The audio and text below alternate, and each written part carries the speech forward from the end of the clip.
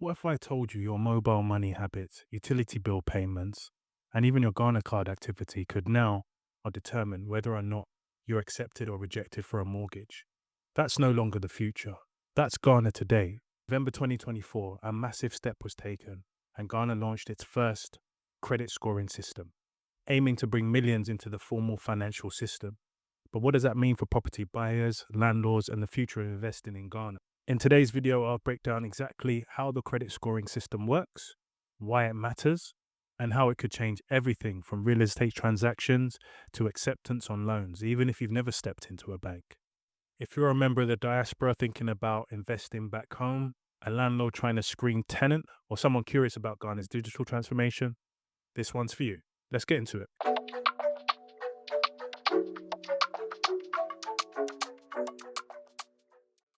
In late 2024, Ghana launched, through former Vice President Dr. Mahamudu Bawumia, its first ever credit scoring system. It's a major milestone for financial inclusion, but also is going to transform how we evaluate trust in the real estate market, lending, and beyond. So, what is credit scoring? Well, let's break it down. A credit score is typically a number between 300 and 850 that summarizes your credit worthiness. Why this is so unique for Ghana is that it looks at how you use mobile money, whether or not you pay your ECG bills on time, your rent on time, and what your financial footprint looks like. That footprint includes mobile money data, utility bills, records, and banking transactions. Thanks to the integration and the emergence of the Ghana card, the system pulls from both traditional and non-traditional sources. That means your everyday financial behavior still counts. Now, I think this is really important because a major block beyond anything, beyond technology, is the financial inclusion of people, the ability to leverage debt or loans in order to propel industries. That's the basic system that the West has relied on for a long time. And there are implications for real estate market. This financial inclusiveness is really important.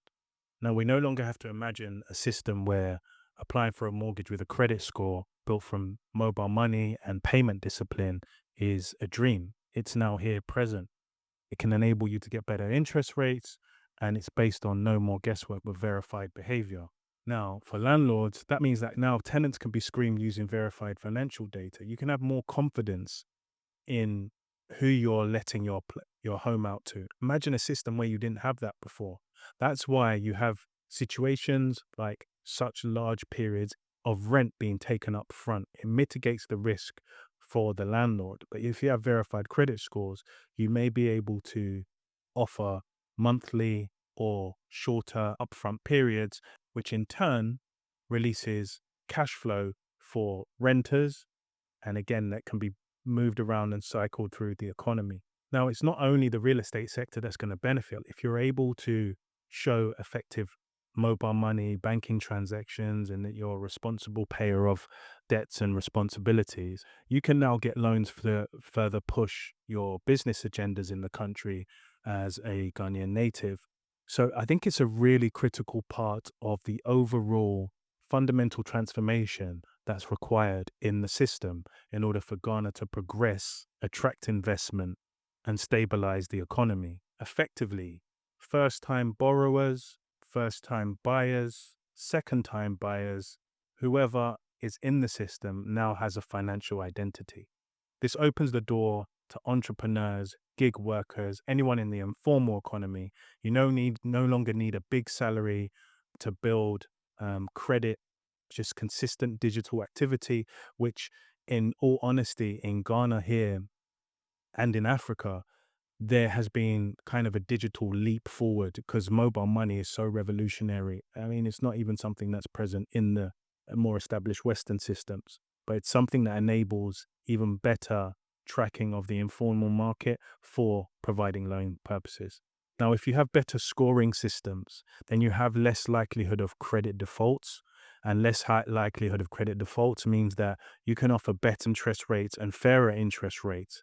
In the West, typically, even in a bad scenario that we have now, that's 5% interest rates. In Ghana, they're 20% up. Ghana's non-performing loans or defaulting loans stood at 24% in 2024. With better data, banks can avoid risky lending and improve national credit health. But let's be real, there are risks and challenges to get the adoption right. Many Ghanaians still operate in a cash system. There are data privacy concerns culturally, and unless inflation and macro instability improve, credit scores alone won't solve trust or affordability. If you're a landlord, developer, or investor, now is the time to adapt. Start requesting those credit checks, build tenant profiles, and yes, if you need to make sense of all of it, that's what career analytics is for. This is a major shift, and it's just the beginning. I think it's a fantastic opportunity.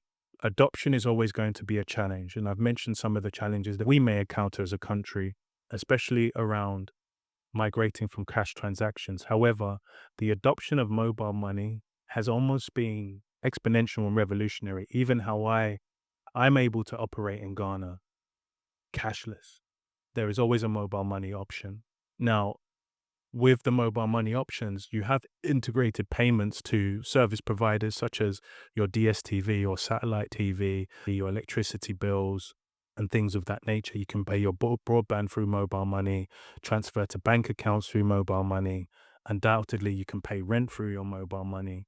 So all of this digital ecosystem being in place is going to be really important for our ability to foster a structured financial system where transactional data is available to, again, provide financial identity to everybody in the system. Now, there's definitely some work to be done.